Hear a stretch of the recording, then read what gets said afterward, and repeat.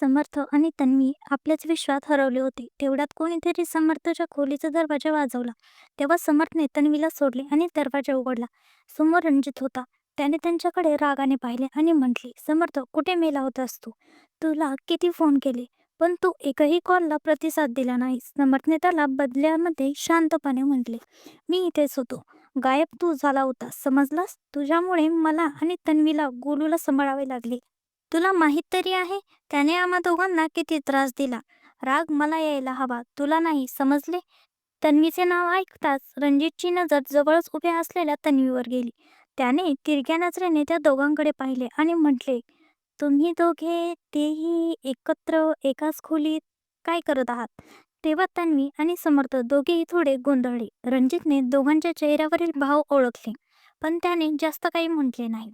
त्याने समर्थकडे पाहिले आणि म्हटले, आर्नव आणि त्याची बहीण अवनी आज संध्याकाळी जेवणासाठी येत आहेत.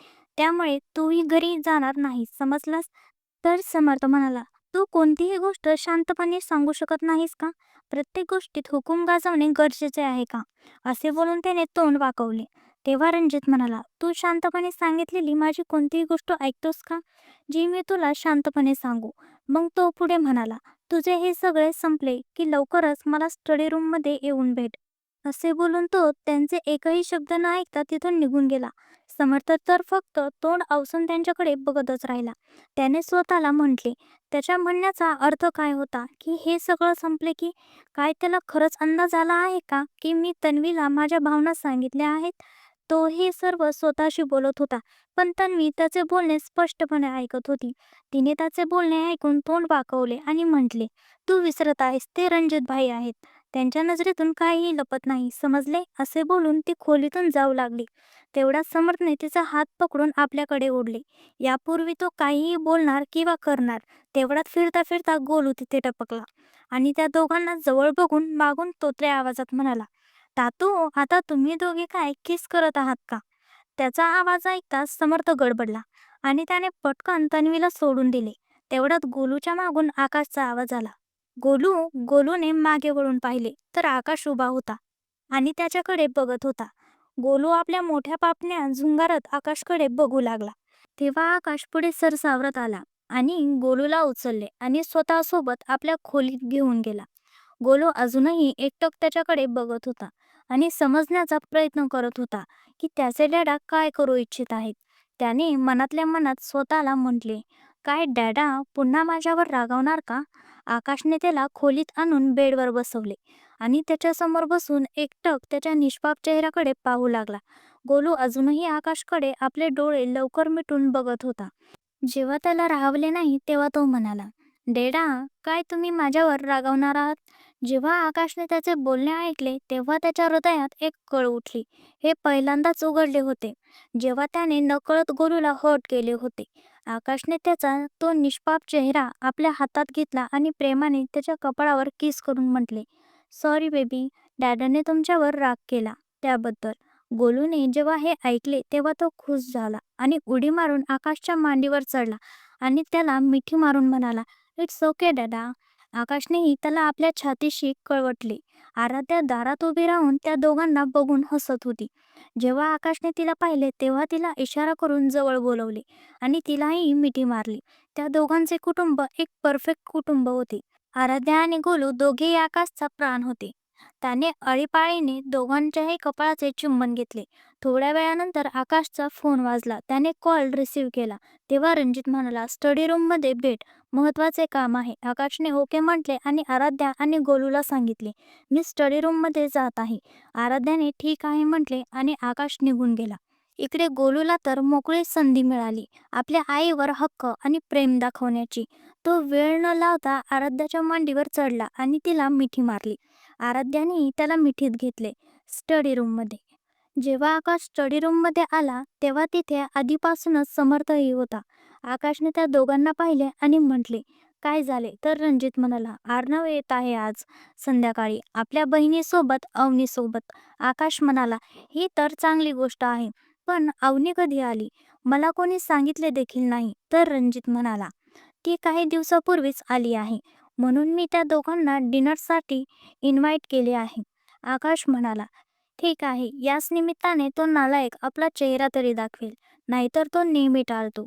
रणजित म्हणाला, हो, प्रयत्न यावेळीही केला होता त्याने, पण यावेळी ऑर्डर दिली तेव्हा मानला. यावर त्या तिघांच्याही चेहऱ्यावर हास्य आले. संध्याकाळची वेळ 7 वाजता. संध्याकाळचे 7 वाजले होते. सर्व नोकरांना विशेष मेन्यू सांगितला होता. सगळे आपल्या कामात मग्न होते. आराध्याही किचनमध्ये सर्वांना मदत करत होती आणि आकाश किचनच्या दरवाजाला टेकून उभा राहून फक्त तिला बघत होता. त्याने आराध्याकडे एक नजर पाहिले. तिने कामाच्या नादात आपले सर्व कपडे खराब करून घेतले होते. हे पाहून त्याने आपली मान नकारार्थी हलवली आणि स्वतःशी म्हटले, बायको, तू पण एखाद्या लहान मुलापेक्षा कमी नाही. असं बोलून तो हसला आणि किचनमध्ये आराध्याजवळ जाऊन तिचा हात पकडला. आराध्याने त्याला प्रश्नार्थक नजरेने पाहिले तेव्हा आकाशने तिला बघून म्हटले, बाकीचे काम दुसरे लोक करतील, तू चल आणि नीट तयार हो. आराध्याने एखाद्या लहान मुलासारखे पाऊट बनवून म्हटले, पण अजून थोडे काम बाकी आहे. आकाशने तिच्याकडे रागाने पाहिले आणि म्हटले, बायको, एकतर तू शांतपणे चल, नाहीतर मी तुला उचलून घेऊन जाईल. आराध्याने एक नजर सर्व नोकरांकडे पाहिले, जे मनातल्या मनात तर दोघांना बघून हसत होते. तिने तोंड वाकवले आणि किचनच्या बाहेर जाऊ लागली. तेवढ्यात अचानक आकाशने तिला बाहूमध्ये उचलले. आराध्या त्याच्या या कृत्यामुळे हैराण झाली आणि म्हणाली, तुम्ही तुम्ही काय करत आहात? मी चालत तर येत आहे. पण आकाशने तिच्या सर्व गोष्टीकडे दुर्लक्ष केले आणि आपल्या खोलीच्या दिशेने पावले टाकली. आराध्या फक्त त्याचा चेहरा बघून वेगवेगळे तोंडे करत होती. पण आकाशची नजर समोर होती. तो आकाश म्हणाला, बस कर, किती बघशील? आता काय मला कच्चं खाण्याचा इरादा आहे का? जेव्हा आराध्याने त्याचे बोलणे ऐकले तेव्हा ती चिडली आणि तिने थोडे वर होऊन खरंच आकाशच्या खांद्यावर जोरात चाव घेतला. एकाएकी घडलेल्या या प्रकारामुळे आकाशची आराध्यावरची पकड थोडी सौल झाली, पण त्याने त्या वेदनाकडे दुर्लक्ष केले आणि लगेचच आराध्याला नीट पकडून पायऱ्या चढून खोलीत आला. त्याने खोलीला लॉक केले आणि आराध्याला बेडवर पटकावले आणि रागाने तिच्याकडे बघून म्हटले, तुझं डोके ठिकाण्यावर आहे का? आराध्या त्याच्या ओरडण्यामुळे सहलली आणि थोडी मागे सरकली. तर आकाश पुढे म्हणाला, जर मी तुला नीट सांभाळले नसते तर पायऱ्यावरून खाली पडली असतीस. आराध्याने आश्चर्याने आपले डोळे मोठे करून त्याला पाहिले आणि मनातल्या मनात म्हणाली, मला तर वाटले की मी त्यांना चावले म्हणून ते माझ्यावर रागवत आहेत, पण इथे ते माझ्यासाठीच मला रागवत आहेत. मग तिने तोंड वाकवले आणि मनातच म्हणाली, हा माणूस कधी स्वतःबद्दल विचार करत नाही. असा विचार करून ती पटकन गुडघ्यावर उभी राहिली आणि आकाशच्या शर्टची बटणे उघडू लागली. आकाश तिच्या या कृत्यामुळे एकदम हैराण झाला. त्याला समजत नव्हते की ती काय करण्याचा प्रयत्न करत आहे. त्याने मध्येच आराध्याचे दोन्ही हात पकडून तिला रोखले. आराध्याने नजर वर करून त्याच्याकडे पाहिले, जो तिच्याकडे बघत होता. आराध्याने तोंड वाकवले आणि एकदा पुन्हा हळूच त्याच्या उघड्या छातीवर चाव घेतला. चावल्यामुळे झालेल्या हलक्या वेदनेमुळे आकाशने आराध्याचा हात सोडले. तेव्हा आराध्याने पटकन त्याचा शर्ट काढला आणि त्याच्या खांद्याकडे बघू लागली. जिथे तिने चाव घेतला होता, जिथे तिच्या दाताचे निशाण उमटले होते, ते हळूहळू निळे पडू लागले होते.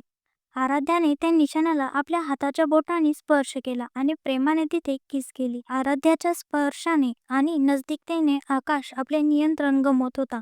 त्याने आराध्याला म्हटले, बायको, मला भुलवण्याचा प्रयत्न करू नकोस, नाहीतर हे तुझ्यासाठी आणि तुझ्या आरोग्यासाठी धोकादायक ठरेल. आराध्याने जेव्हा त्याचे बोलणे ऐकले तेव्हा ती गडबडली आणि त्याच्यापासून दूर होऊ लागली. पण आता उशीर झाला होता. तिने आकाशमधील जागी झालेल्या भावनांना उकसवले होते. आकाशने तिला कमरेतून पकडले आणि बेडवर स्वतः खाली दाबले आणि तिच्या डोळ्यात बघत खाली झुकू लागला. त्या दोघांमध्ये अतिशय कमी अंतर होते. दोघेही एकमेकांचे श्वास आपल्या चेहऱ्यावर अनुभवत होते. आराध्याच्या हृदयाचे ठोके वाढले. तिचे हृदय जणू बाहेर येणार होते, पण नाही जाणे आराध्याला काय सुचले. तिने आकाशच्या गळ्यात हात टाकले आणि थोडी वर होऊन आकाशच्या ओठावर आपले ओठ ठेवले आणि डोळे मिटून एक डीप किस करू लागली. आकाशला आराध्याकडून या हालचालीची अपेक्षा नव्हती, पण त्याला तो क्षण गमवायचा नव्हता. म्हणून त्याने आराध्यावरची आपली पकड मजबूत केली आणि तिला साथ देऊ लागला. दोघेही एकमेकात पूर्णपणे हरवून गेले होते. आकाशने थोड्या वेळानंतर आराध्याला सोडले. तिच्या कपाळाचे चुंबन घेत उठत म्हणाला, तयार हो, सगळे येत असतील, असे बोलून तो जाऊ लागला. पण आराध्याने त्याचा हात पकडला आणि परत बेडवर ओढले आणि त्याला घट्ट मिठी मारली. आकाश तिच्या या वागण्यावर हसला आणि तिला मिठीत धरत खोडकरपणे म्हणाला, बायको, मला आज तुझा हेतू ठीक वाटत नाही. नेमका काय हेतू आहे? आराध्याने तोंड वाकवले आणि म्हणाली, तुम्ही प्रेम केले तर ते प्रेम आणि मी केले तर हेतू. आकाश तिच्या बोलण्यावर हसला आणि तिच्या कपाळावर किस करून म्हणाला, बायको उठ, सगळे येणार आहेत. चल. आराध्या उठून बसली तेव्हा आकाश बेडवरून उठताना म्हणाला, उठतेस की मी उचलून घेऊन जाऊ? त्याच्या या बोलण्यावर आराध्याने एखाद्या लहान मुलासारखे आपले हात पसरवले. जणू काही मूल आपल्या पालकांना सांगत असावे की मला कौतुकात उचलून घ्या. आकाशने तिच्याकडे डोळे बारीक करून पाहिले तर आराध्या क्यूटचा चेहरा करून म्हणाली, आत्ताच तर तुम्ही उचलण्याबद्दल बोललात. आकाशला मनातल्या मनात तिच्या या बालिश वागण्याचे हसू येत होते. त्याने आपले हसू दाबले आणि तिला कौतुकाने उचलले आणि कपड्यांच्या खोलीत क्लोजेट रूममध्ये घेऊन गेला. त्याने तिला खाली उतरवले तेव्हा आराध्या म्हणाली, मी काय घालू? आकाश म्हणाला, तुला जे आवडेल ते घाल. आराध्याने एक नजर पूर्ण कपड्यावर टाकली. जेव्हा तिला काही समजले नाही तेव्हा तिने आपली नजर आकाशवर स्थिरवली. आकाशने तिला बघितले आणि म्हटले, बायको, आज तुला काय झाले आहे? मग त्याने आराध्यासाठी गुडघ्यापर्यंतचा नी लेंथ एक ब्लॅक ड्रेस काढला आणि तिच्या हातात देत म्हटले, हे घाल. आराध्याने आनंदात तो ड्रेस घेतला आणि कपडे बदलण्यासाठी निघून गेली. आकाशनेही आपले कपडे घेतले आणि बदलून खोलीत आला. तेवढ्यात आराध्याही बाहेर आली. त्या ड्रेसमध्ये ती अगदी एखाद्या कॉलेज विद्यार्थिनीसारखी दिसत होती. आराध्या दिसण्यात तशीही सुंदर होती आणि हा काळा रंग तिच्या गोऱ्या रंगावर खूप शोभून दिसत होता. आराध्या आरशासमोर उभी राहिली आणि आपले केस सेट करू लागली. तिने आपल्या केसांना हलकेसे कर्ल केले होते. तिने स्वतःला साधे ठेवले. हलकासा मेकअप आणि हलकी लाल लिपस्टिक तिला खूप सुंदर लुक देत होती. आकाश तर फक्त तिला बघतच राहिला. आराध्या आकाशकडे वळाली. ज्याने ब्लॅक शर्ट आणि ब्ल्यू डेनिम जीन्स घातली होती. सहसा तो फॉर्मल कपडे घालायचा, पण कधी-कधी तो देखील बदल म्हणून काहीतरी वेगळे घालायचा. आराध्या त्याच्याजवळ आली आणि त्याच्या शर्टची कॉलर ठीक करत म्हणाली, चालायचे? तर आकाशने तिचा हात पकडला आणि म्हटले, चला. आणि दोघे खोलीबाहेर आले. ते दोघे जेव्हा पायऱ्या उतरत होते तेव्हा घरातील सर्व सदस्य त्यांच्याकडे बघत होते. दोघांनी एकमेकाचा हात पकडला होता आणि ते दोघे मेड फॉर इच अदर दिसत होते. त्या दोघांना असे सोबत बघून सर्वांच्या चेहऱ्यावर स्माईल आली. तेवढ्यात आर्नव आणि अवनी देखील तिथे आले. जेव्हा रणजित आणि अवनीची नजर एकमेकावर पडली तेव्हा दोघेही एक क्षण बघले. पण रणजितने लगेचच स्वतःला सावरले आणि पुढे होऊन आर्नवला मिठी मारून म्हटले, फायनली आज तू घरी आलाच. आर्नव हसून म्हणाला, आता मोठ्या भावाची ऑर्डर होती तर मानणे गरजेचेच होते. मग तो आकाशजवळ गेला तेव्हा आकाशने त्याच्या कान पकडून खेचून म्हटले, नालायका, किती दिवसांनी आला आहेस तू? तर आर्नवने त्याला निष्पाप चेहरा करून म्हटले, सॉरी भाई, आता माफ पण करा. त्याच्या अशा बोलण्यावर आकाशने त्याला मिठीत घेतले. मग आर्नवने समर्थकडे पाहिले तर तो त्याच्याकडे पाठ फिरून उभा राहिला. आर्नवने आकाश आणि रणजितला बघितले तर रणजित म्हणाला, समर्थ, काय नाटक आहे तुझे आता? तर समर्थने त्याला रागवत म्हटले, काही नाटक नाहीये. याला सांग माझ्याशी बोलू नको. हा इथे कधीपासून आला आहे, पण मला भेटलाही नाही. जर काका काकू असते तर मी याची तक्रार केली असती. पण बोलता बोलता तो गप्प झाला. त्याच्या डोळ्यात पाणी आले. आर्नव आणि अन्वीचे देखील डोळे पाणवले. आर्नवने मागे जाऊन त्याला मिठी मारत म्हटले, भाऊ, तुमच्या सर्वांच्या व्यतिरिक्त आता आहेच कोण? जर आता तुम्ही तोंड फिरवले तर मी कोणाकडे जाणार? समर्थ आता वळला आणि त्याने त्याला एक घट्ट मिठी मारली आणि म्हटले, तू सांगायला हवे होते ना, तू परत आला होतास तर? अर्णव म्हणाला, सॉरी, पुढे अशी चूक करणार नाही. तेवढ्यात गोलू आपल्या खोलीतून बाहेर आला. तो आत्ता झोपेतून जागा झाला होता. त्यामुळे त्याचे केस विखुरलेले होते आणि डोळ्यात झोप होती. त्याने मागून म्हटले, मम्मा. तर आराध्याने तिकडे वळून पाहिले. तेवढ्यात गोलूची नजर आर्नव आणि समर्थवर पडली, ज्यांनी आताच एकमेकांना मिठी मारली होती. गोलूने त्यांना बघितले होते. त्याने आपला निष्पाप आणि तोत्र्या आवाजात म्हटले, तातू, आता तुम्ही माऊच्या जागी या अंकलला का केश कलत आहात? त्याचे हे बोलणे ऐकून समर्थ गडबडला. तर इकडे तन्वी तर लाजेने पुरती लाल झाली आणि बाकी सगळे तोंड वाचून त्या दोघांकडे बघू लागले. आराध्याने गोलूला कौतुकात घेतले आणि त्याचे केस नीट करत म्हणाली, बेबी, चाचूने माऊला कधी किस केले? तर गोलूने आकाशकडे बघितले आणि म्हटले, जेव्हा डॅडा मला आपल्या खोलीत घेऊन गेले होते त्याच्या आधी तातू माऊला किश करत होते. आता सगळे एकदा पुन्हा समर्थकडे बघू लागले तर समर्थने मान खाली करून म्हटले, काय आहे? अशा अजीब हावभावाने माझ्याकडे बघू नका. तर रणजितने त्याचे डोळे वटारून पाहिले आणि म्हटले, तू अजूनही काही बोलणार नाहीस? तर समर्थने आपली मान हलवून म्हटले, ठीक आहे, मी मान्य करतो. त्याचे हे बोलताच तन्वी त्याला रागाने बघितले. पण आता उशीर झाला होता. समर्थ पुढे म्हणाला, हो, मी तिच्यासमोर सर्व काही कबूल केले आहे. त्याचे हे बोलणे ऐकून आकाशने समर्थला पकडत म्हटले, आणि तू आम्हाला हे कधी सांगणार होतास? तर समर्थ म्हणाला, सांगितले तर आहे. तेव्हा रणजित म्हणाला, खूप मोठे उपकार तुमचे. पण मग त्या तिघांनी एकमेकांना मिठी ग्रुप हग मारली आणि म्हटले, फायनली तू हिंमत तर केलीस.